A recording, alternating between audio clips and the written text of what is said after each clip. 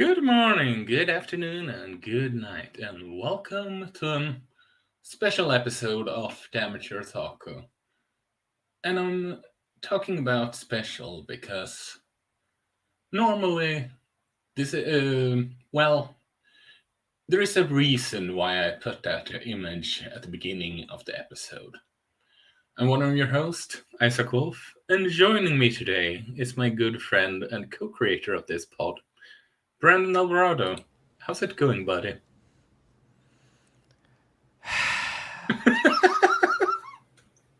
I thought that picture fit. Should I say screenshot? Uh, I digress. I don't know what to say to that. Um, was it her sense of awe or of wonder or Uh, just the utter denial that it can't even comprehend what they just saw? uh, if I play AI the some new files Nirvana initiative and you get the context of it, an excellent game by Spike Chunsoft, the team behind Danganronpa. Nice. But anyway, we are talking about a live action movie where that's that released rather recently that is a sequel to an I wouldn't say infamous because it doesn't have as bad of a stigma as the live action Attack on Titan movies have, but they aren't exactly known. Don't have the founder.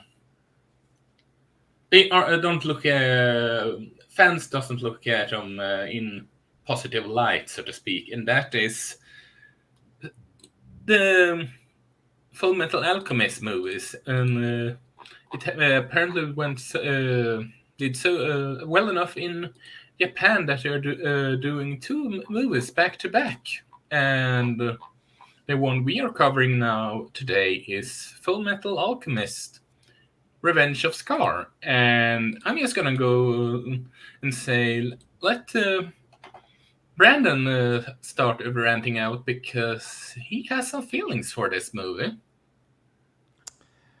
I'd rather you say what you're thinking first because once I start, I'm not going to shut up.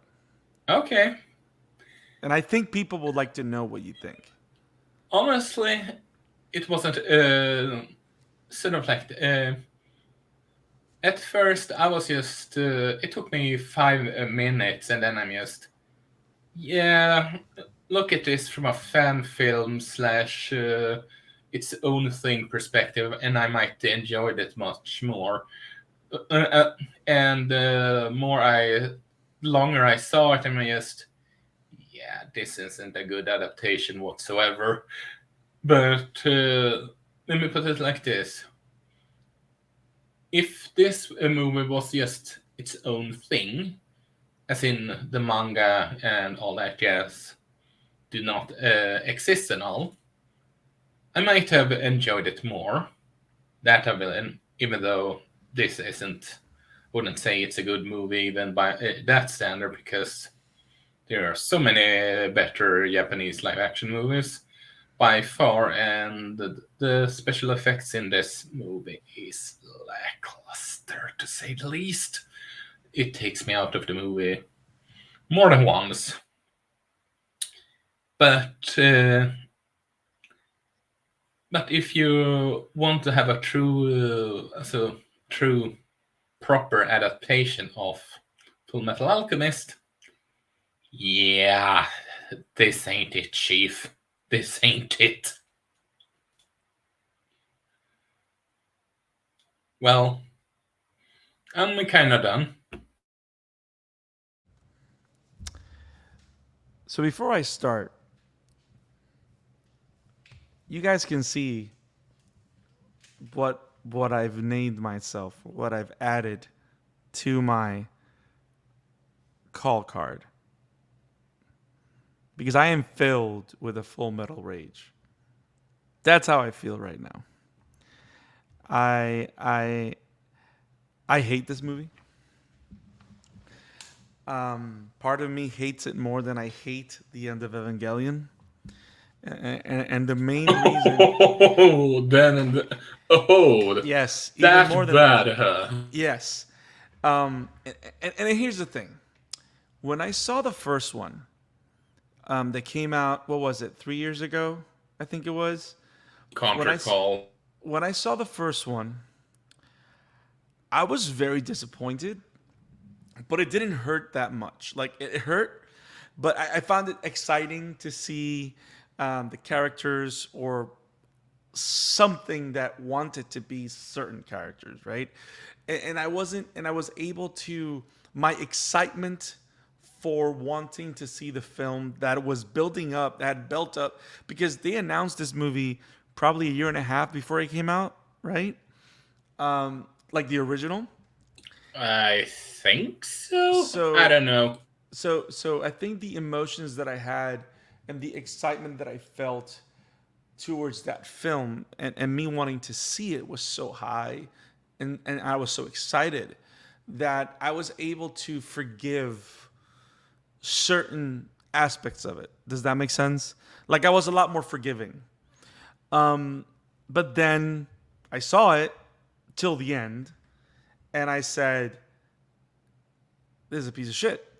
Um, Now I see the sequel because, of course, again, trailers are trailers are a beautiful thing because they can sell you the product or at least the illusion.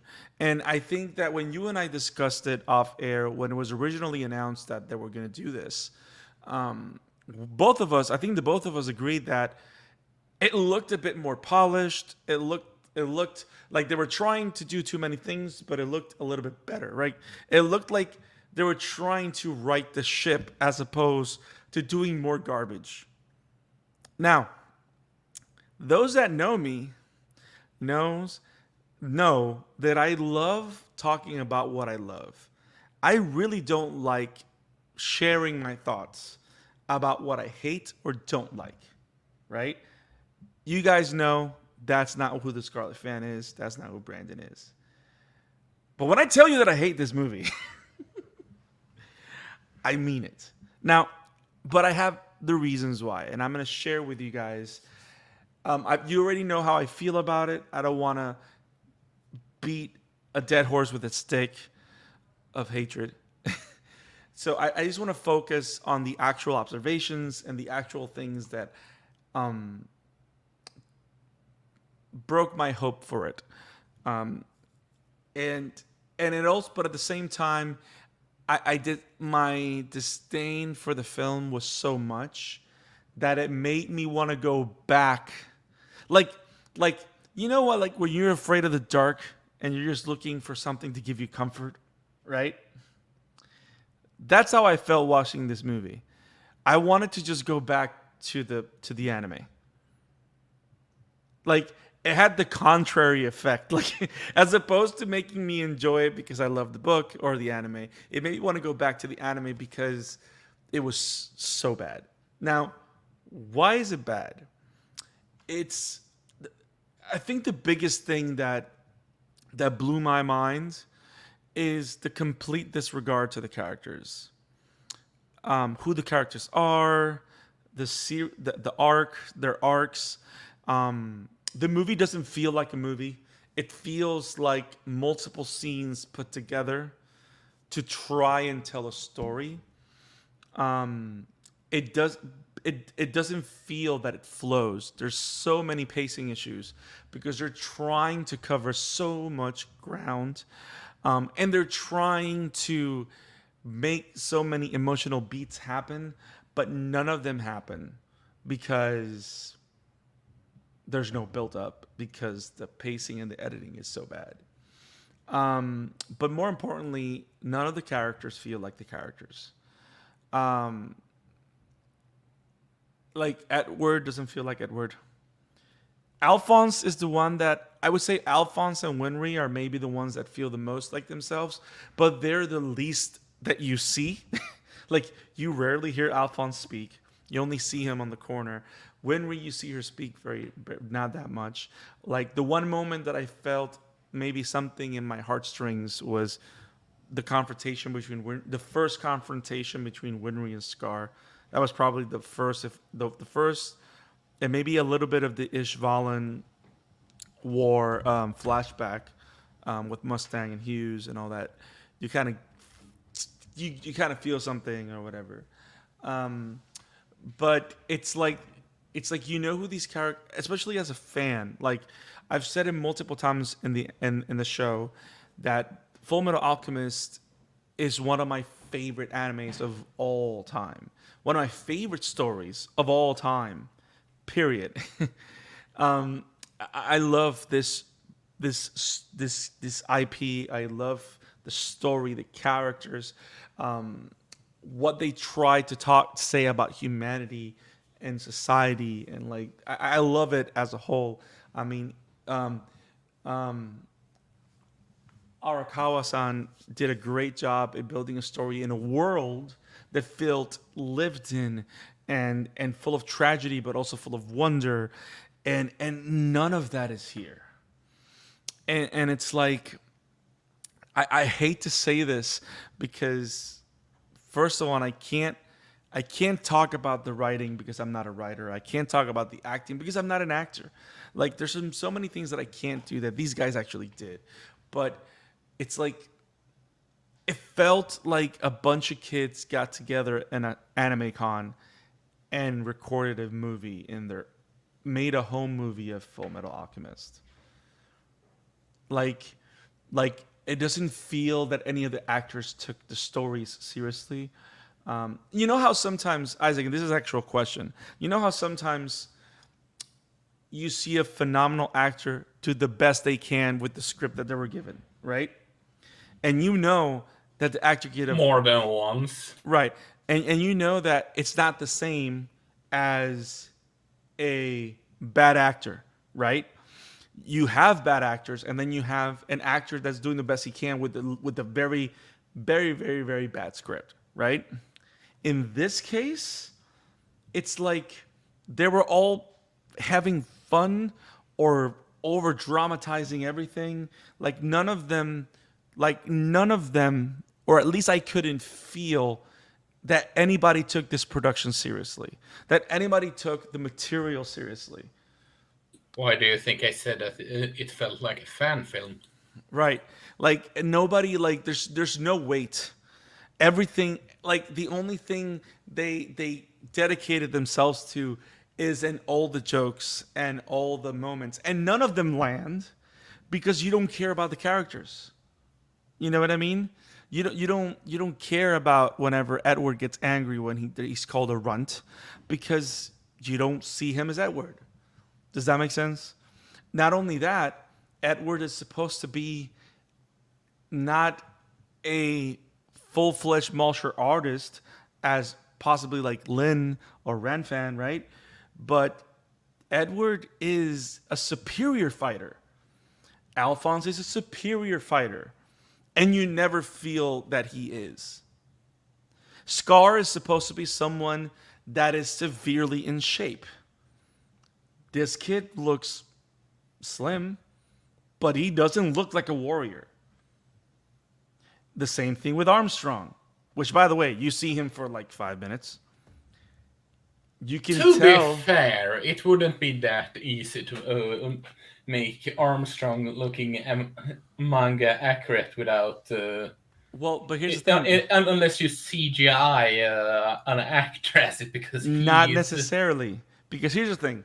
You can tell that they know that they picked an actor that was too short. That's the first thing.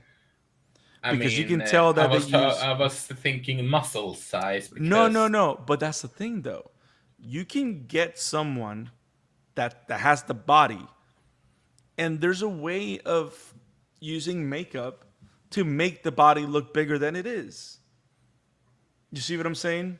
Like, at least get someone that's fit and has arms. You know what I mean? Like, for example, I don't know if you've seen Titans, or I don't know if you well, you don't. I don't know if you've seen Titans or like whatever. Like, for And you've example, seen Titans. What do you speak of? Titans, Titans, the HBO Max show. with Nightwing and all those guys? No, I have seen maybe 3 So you episodes. know the actor that plays Hawk from Hawk and Dove? Doesn't he play Jack Reaper in the Correct. Amazon? He plays Jack Reacher as well. Yes. So he has a Louis Armstrong body style, and he Okay, looks. You see what I'm saying? Like, okay, fair enough. and not only that, like I get it and I respect it that they, because it's a Japanese production, pretty much almost all of the actors are Japanese. And I get it. There's no problem with that. But you're talking you're this country is kind of a placeholder for Germany or a big European country. That's what a mistress is supposed to be resembled to, built as. So you're going to have people from multiple nationalities. You know, if you don't have a Japanese actor that can do the performance and be built physically, then you go somewhere else and you grab someone that can do it. And at least, even if you see what I'm saying, especially if you're going to use them for that many few scenes. Like, I did find it amazing how, like, one of the biggest examples of overcoming any language barriers as an actor is Jackie Chan. Jackie Chan, in a lot of the movies that he did in English, he still hadn't perfected his accent and his speaking of English. He was with a teacher all the time he did the movies, and all the movies were awesome. A perfect example is Rush Hour. You know what I mean? Like, even in the bloopers, you have one of the best bloopers of that Rush Hour gag reel is that Jackie Chan is making fun of Chris Rock because he can't even say 3 words in Chinese. You know what I mean? Like, Yeah, but there's not having any, having only Japanese actor is the least of this movie's problem. no, and I'm not saying, and I personally don't believe that that's a problem. But like, I know for a fact there has to be one Japanese guy that would have that body. You see what I'm saying? That I can agree with you. Not even that. Maybe that's the type of actor that you pull a Hugh Jackman. Maybe this Louis Armstrong is shorter, but he has the body type and he has the attitude. Because, for example, what was the biggest complaint that a lot of people had with Hugh Jackman? That he was too tall, but he was Wolverine. Yeah, So the height stopped being a problem. You could have done the same thing here. Pick a guy that has the body. And not only that, like, a lot of the choreography was sluggish. The editing was all over the place. Like, there's a lot of stuff going here. Like, and I'm gonna say this: if even if the fighting or the action was horrible, I would have still been satisfied if it at least landed the story and the characters were good. You see what I'm saying? Like, for example, I personally, we all know what a train wreck Iron Fist was, and a lot of people complained I will with always defend season 2 because that one well, is at that's least well. okay. Let me get there. Let me get there. Trust me. Let me get there. A lot of people complain about Iron Fist, and a lot of people could be right that the main actor was pretty much the problem. But the world that they build with Iron Fist and all those supporting characters was phenomenal. It was still high quality. That's why a lot of people fell in love with Colin Wynn. You know what I mean? Like, a lot of characters, a lot of the supporting characters and the world that they build around that actor that didn't quite cut it made the show, elevated the show to the point that we enjoyed being there for the time being. Does that make sense? Like, it still felt that there was a quality there that we could enjoy, you know? So that's how I feel about all that. But yeah, there's just a lot of this, and then you have all these stories coming and going. It's like they're making the same mistake as the first movie. Shall I be honest? Go ahead. I think I know that this might be sacrilegious to say, but if Full Metal Alchemist should get a live action adaptation, I think this is one of the few times that actually a Western production would make a lot more sense. It makes all the sense in the world. And you know what's funny about it? That's what they're doing with One Piece. Yeah, I mean, Netflix doing Full Metal Alchemist and taking it seriously, Right, as right, in with Sandman or apparently One Piece or right. something like that, and not the people that did Cowboy Bebop. No, thank you. But again, that was that's neither here nor there because we haven't seen One Piece yet, so we're crossing our fingers. But Yeah, but but you the get my point. 100%. But the whole thing with the Full Metal Alchemist situation in the film is that I what hurt me the most is that I was very bored. I ended up buying another volume online of the Full Metal Alchemist manga because because I'm collecting the Full Metal edition, which is the Viz collector's edition of the books. They're taking all 27 volumes and they're making it 18 hardcover volumes with incredible high quality paper. So it's just phenomenal. So I'm collecting the books, right? So like it hurt me so much to see this film that I just wanted to run away into the anime. I was tech and of course, but we want to cover the show. We're going to cover the anime. I would hope to say that we're going to cover both anime versions in the amateur Otaku pod. But yeah, I mean, we had to talk about the movie. It came out, and I'm gonna be honest, guys. I gave it a shot. I wanted to like things about it, but from the first 5 minutes, that's how bad. How, that's how much impact it had on me. From the first 5 minutes, I already saw that this wasn't for me. That this wasn't it. You know what I mean? Like like like the first one was saved because of the novelty and the charm of them trying to do this, but this one, I can't forgive it. It's we're still gonna watch the third one. We're still gonna talk about it and cover it. It may be a bigger train wreck, but it's like I don't know, like it's and you know what saddens me the most and hurts me the most, Isaac? No. That if someone that's never seen or heard of Full Metal watches the movie, they'll have no idea what's going on because Yeah. there's no clear sense of direction. I mean, you can see the plot A is the whole thing with Scar, kind of, right? But Honestly, the best actor in this movie, I dare argue, is the one playing Wrath. Bradley, you mean? Yeah, Bradley. Yeah. Yeah, yeah. I would say it's him. A little bit Winry. Um, that's pretty much it. Oh, and Hawkeye, the one that plays Hawkeye. Yeah. I like him. Do you want to know something funny about the Winry actress? What's up? She is apparently the Japanese voice actor for Edward. For Edward, Yes. I'm not surprised. You know what's funny? I've I haven't seen Full Metal in Japanese. Yeah, but my little sister, which I watched the movie with, she's a big Full Metal Alchemist fan. I mean, I recognize that voice, and she looked up and just, oh, this explains it. Yeah, She's the English voice actor for Edward. cool.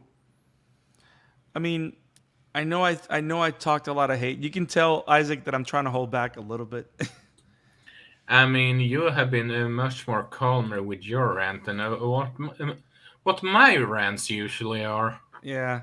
I mean, it's like, guys, I really try to like this, but I just can't. I can't recommend this film. I mean, a good adaptation is gonna feel like an homage or a way of elevating the original. It doesn't have to be better than the original, but it should be an added way of enjoying what the original IP has to offer, right? The like Bleach is one of those examples where you Bleach have and Rurouni Kenshin is yeah, arguably the best. yeah, it's a good mix of it's not perfect, but they did the right thing because you find it as a new way of enjoying something you love already, right? Yeah, Ichigo feels like Ichigo, Rukia feels like Rukia, Kenshin feels like Kenshin. The fact that the only person that I can go behind is because I'm gonna be honest with you, the effects I agree with you were, uh, at least they got Alphonse right. That's all I'm gonna say. yeah. Like I'm gonna pull in Avengers here. All the budget went on Alphonse. I'm You know making what the worst part is? I yeah, wouldn't be surprised. yeah, yeah. I don't know, man. I mean, we're gonna again, guys. I mean, we haven't even talked about the story. I mean, they do a lot of things here. They try to give you the origin of Scar and his story and beginning of the redemption arc. They try and give you a little bit about Lin. They introduce Lin and Shao out of nowhere in non-comedic tropes. Like they try and play on the things that worked. Like it's like they didn't even there weren't even let me see I'm gonna use the right words here. They weren't even mature enough to understand that the whole gag of someone on the floor, it really only works in the anime. You can't really replicate that in live action. Agreed. It just doesn't translate. So it's like, and the fact that this happens less than 5 minutes into the movie, you're like, oh, okay. Like, and then it happens again with a different character. I don't know. Maybe it's a commentary on Chinese people from the Japanese. I don't, I don't know. It's so bad. But yeah, they do all that. They waste time. Like, there's so many things. Like, you know what? Like, watching this film allows me to appreciate Arakawa's work and skill as a writer because all the moments that they try to replicate, the first encounter with Scar, going back home, the encounter with Owenheim, um, the the whole conversation about the Ishvalan conflict, how Scar, the whole thing with Winry and her parents, Scar up getting the arm of destruction, like all those story beats, right? At the Yeah, ending, right? All of them in the movie feel hollow, right? And then when you think about the story in the book, Arakawa was a master in building to those moments. Like, because when you think about it, like, why was that moment with Scar so powerful? Because because Edward was ready to die, not only because of what happened to Al. Remember, that happened as soon as he was unable to save Shao Tucker's daughter, Mina. yeah. So he's depressed. He's emotionally destroyed. Yeah. And that's where that encounter occurs. So it makes sense that he's willing to just give up on life. You I know what I mean, mean? also, as a big bro, I can also understand why you would, quote unquote, sacrifice yourself to protect Right. your sibling. Right, but that emotional arc comes also from the fact that he saw Mina as a little sister. Yeah. So all that's connected and it built to that powerful moment, right? That the moment where he goes back to Winry. Hello, Yeah. there's a reason why he took Al with him. He took Al with him to fix him, Yeah. I right? know. Why did you shout hello as if you wonder where I was? Right. No, I'm saying hello like like an exclamation. Like there's a reason they both go home destroyed because they both build themselves back up together. Like don't you understand the dynamic between the brothers? You see what I'm saying? Like Yeah, I mean, I didn't say hello I'm to not you. arguing. I said it like an expression. Um like and the idea of them like I would have preferred this whole film being about them building each other back up to fight Scar as opposed to everything else that happened.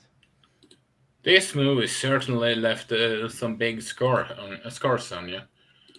Oh yeah, they're in my forehead and in my wallet because I ended up spending money because I was sad. Um, I don't know. There's just a lot of like I admire Arakawa's work so much, and I don't know, man. I'm very sad.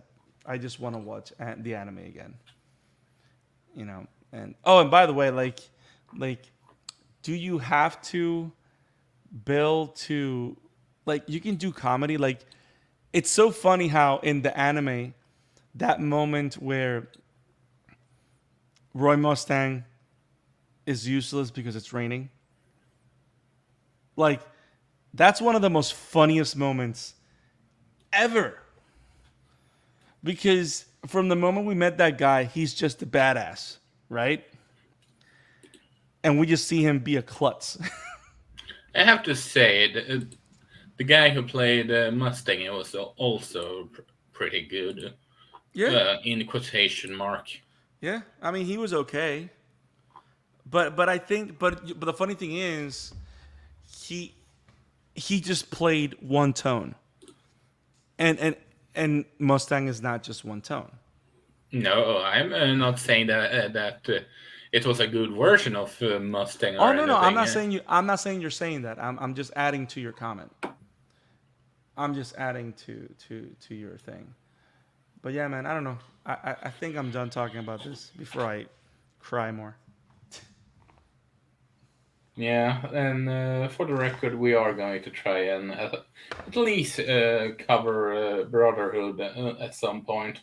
We're definitely gonna do that, and The question is just when and not if. correct, correct, Mike correct. also want to watch it, so and we planning to watch it. So we are just gonna ask if he wants to join with us or not on that one and all that. Yes, and then we do more. Awesome. So, but with that said, well, I don't really have anything to add on for this review, should I speak. Yeah, I think I were more. I didn't like it, but I were more indifferent than you were, because I isn't that big of a as big, should I say, as Yeah, of a Full Metal Alchemist fan like you are. yeah, yeah.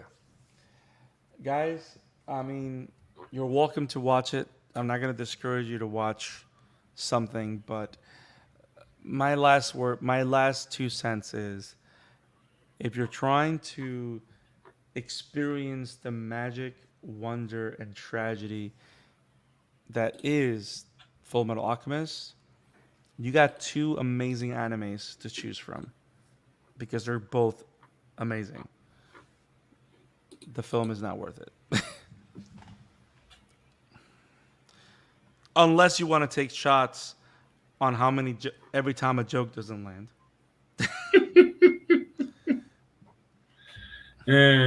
Yeah, but anyhow, well, that was off for today, and well, what else can you say about besides? Well, you can find us at Vobum our pod at the Vobum Entertainment, and you can find me over at Emblemaniac on Twitter, and you can find our Mr. Rant Boy here at the Scarlet Fan on Instagram and Twitter, Scarlet right? Fan 52. Yes, sir. Scarlet. and we are going to cover. We hopefully have covered, or sorry, we are have covered at least last week's episode. We are as of this recording, we are behind with My Hero Academia, but hopefully we are on the track when this comes. It depends on how we handle Monday's release on the 19th, and this is recorded on the 16th. With that said, everyone, have it awesome. Have it awesome. Peace. Peace.